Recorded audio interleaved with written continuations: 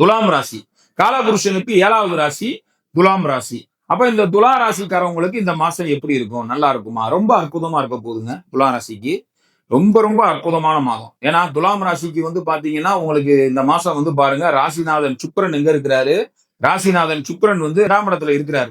இந்த மாசம் பிறக்கும்போது 2ஆம் இடத்துல சுக்கிரன் இருந்தது அந்த மாசம் பிறக்குது. அப்ப அவங்களுக்கு குடும்பத்துல நல்ல விஷயம் நடக்கிறது, பொருளாதார ரீதியா நல்ல டெவலப்மெண்ட்டுக்கு போறதுங்கிற மாதிரி இந்த மாசம் அருமையா இருக்கு. ஏன்னா ராசிக்கு 2ஆம் இடத்திலேயே இவரு உட்கார்ந்திருக்கிறாரு. செவ்வாய் இருக்கிறாரு. ராசிக்கு 2ஆம் இடத்திலேயே சுக்கிரனும் உட்கார்ந்திருக்கிறாரு. இந்த மாசம் பிறக்கிறதே தனபாவம் நல்லா 2ஆம் இடம் நல்லா பலமா இருக்கிற ஒரு அற்புதமான மாசம்.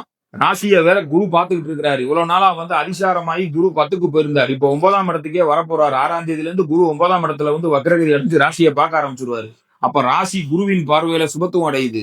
ராசிநாதன் ராசிக்கு 2ஆம் இடத்துல இருந்து 3ஆம் இடத்துக்கு 20ஆம் தேதி தான் போறாரு. சரிங்களா? 20ஆம் தேதி போனாலுமே அவர் குருவோட வீட்டுல தான் இருக்க போறாரு. குருவோட பார்வையில தான் இருக்க போறாரு. அப்ப அதுவும் ஒரு சிறப்பு தான். சரிங்களா? சுக்கிரனை வந்து குரு பார்ப்பாரு.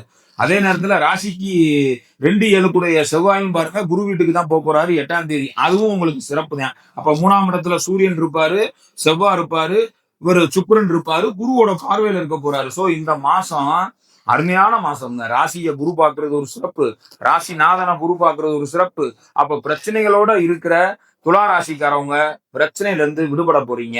கடன் பிரச்சனையில இருக்கீங்களா? தீர்வு கிடைக்கும். வேலை இல்லாம இருக்கீங்களா? வேலை கிடைக்க போகுது. உங்களுக்கு மதிப்பு மரியாதை கிடைக்காம இருக்கக்கூடிய விஷயங்கள் பூராமே வந்து இனி ஒதுக்கப்பட்டு மதிப்பு மரியாதை கிடைக்கக்கூடிய நல்ல விஷயங்கள் தான் இனி நடக்க போகுதுங்க.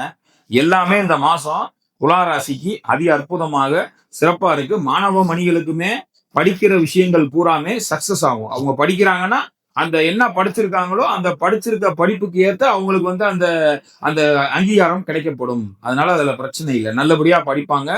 இப்ப மார்க் நல்லபடியா வாங்கிடுவாங்க. துளாராசியில பிறந்த மாணவ மணிகளுக்கு வந்து நல்ல ஸ்ட்ரெயின் எடுத்து படிச்சாங்கன்னா கண்டிப்பான முறையில 10வது 12வது படிக்கிற மாணவ மணிகளுக்கு வந்து பாத்தீங்கன்னா அந்த துளாராசிக்காரவங்களுக்கு அருமையான மார்க் வாங்கி ஸ்கோர் பண்ணி வெளியே வந்துருவாங்க. அதனால துளாராசி தொழில் பண்றவங்களா இருந்தாலும் சரி, குடும்ப குடும்ப இல்லத்தரசிகளா இருந்தாலும் சரி, அல்லது வேலை பார்க்கறவங்களா இருந்தாலும் சரி, துலா ராசிக்கு அற்புதமான மாதமாக இந்த மாதம் இருக்கு.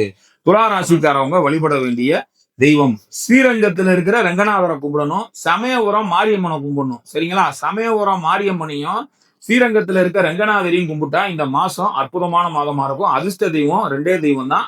சமயபுரம் மாரியம்மை, ஸ்ரீரங்கத்தில் வீட்டிற்கும் ஸ்ரீரங்கநாதர் வழிபாடு செய்யுங்க. நிச்சயம் உங்களுக்கு ஏற்றத்தையும் அனுகூலத்தையும் கண்டிப்பா இந்த மாதம் அடையும். சரிங்களா? நிச்சயமாக இந்த மாசம் நல்ல மாசமா இருக்கும். ரைட்.